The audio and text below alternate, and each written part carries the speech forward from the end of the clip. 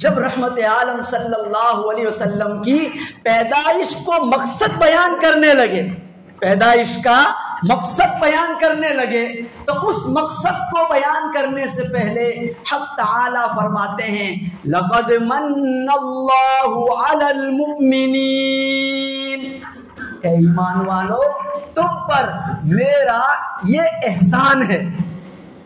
اللہ تعالیٰ جس نعمت کو احسان کہہ دے اس سے بڑا احسان کوئی ہو ہی نہیں سکتا ہے۔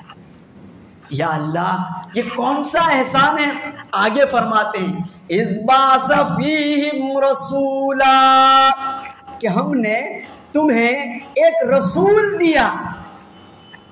یہ رسول کہاں سے آیا؟ کیا کوئی فرشتہ رسول بن گیا؟ اللہ فرماتے نا، کیا کسی جنات کو آپ نے اپنا رسول بنا دیا؟ اللہ فرماتے نہیں، منہم، ایک جگہ ہے منکم، اے انسانوں تمہاری برادری میں سے اور تمہاری جنس میں سے میں نے ایک انسان کو اپنا رسول بنا دیا۔ یہ اور بڑا احسان ہے۔ اگر کوئی فرشتہ رسول بن جاتا تو ہمارے لیے اس کی بات کو سمجھنا ناممکن ہوتا۔ کوئی جنات پیغمبر بن جاتا تو اس کے ساتھ زندگی گزارنا ہمارے لیے بہت مشکل ہو جاتا۔ اللہ نے بہت بڑا احسان یہ کیا کہ ہمیشہ انسان کے لیے انسان میں سے ہی نبی بنایا۔ رحمت عالم صلی اللہ علیہ وسلم کے بارے میں یہی قرآن کریم کہتا ہے۔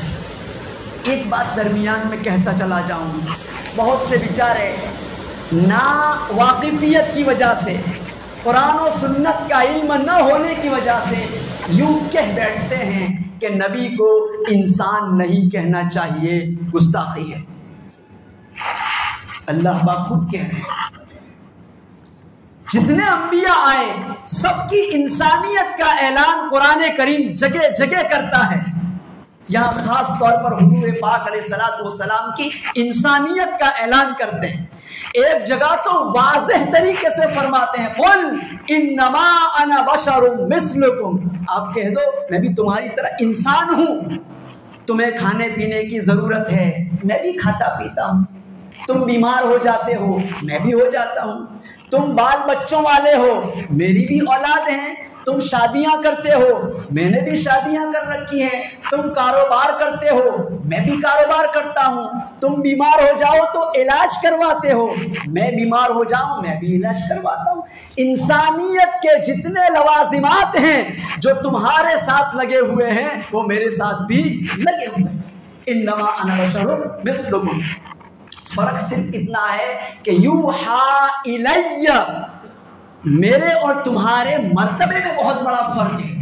انسان ہونے میں کوئی فرق نہیں، مرتبے میں بہت بڑا فرق ہے کہ میرا مرتبہ یہ ہے کہ اللہ ڈائریکٹ اپنا پیغام مجھ تک پہنچاتا ہے اور یہ نعمت تم میں سے کسی کو حاصل نہیں، یہ بنیادی فرق ہے۔ تو بہت سارے بیچارے یہ کہہ دیتے ہیں، حقیقت یہ ہے علماء نے لکھا ہے کہ حضور پاک علیہ الصلوۃ والسلام کے انسان ہونے کا انکار کرنا در حقیقت رسول کے نبی ہونے کا انکار کرنا ہے۔ اتنی خطرناک ٹھوکر ہے۔ کسی کی بات کو ٹھکرانے کے لیے، کسی کی بات کا انکار کرنے کے لیے دو طریقے ہوتے ہیں۔ ایک تو سیدھا ہی کہہ دیں، بھائی اگر میں کہوں کہ میں عالم ہوں تو آپ میرے عالم ہونے کا انکار ایک تو اس طرح سے کریں گے کہ نہیں بھائی ہم تجھے عالم نہیں مانتے، سند دکھا اپنی، بس دو تین تقریر کرنے تھوڑا عالم ہو جاتا ہے۔ ایک تو یہ طریقہ ہے۔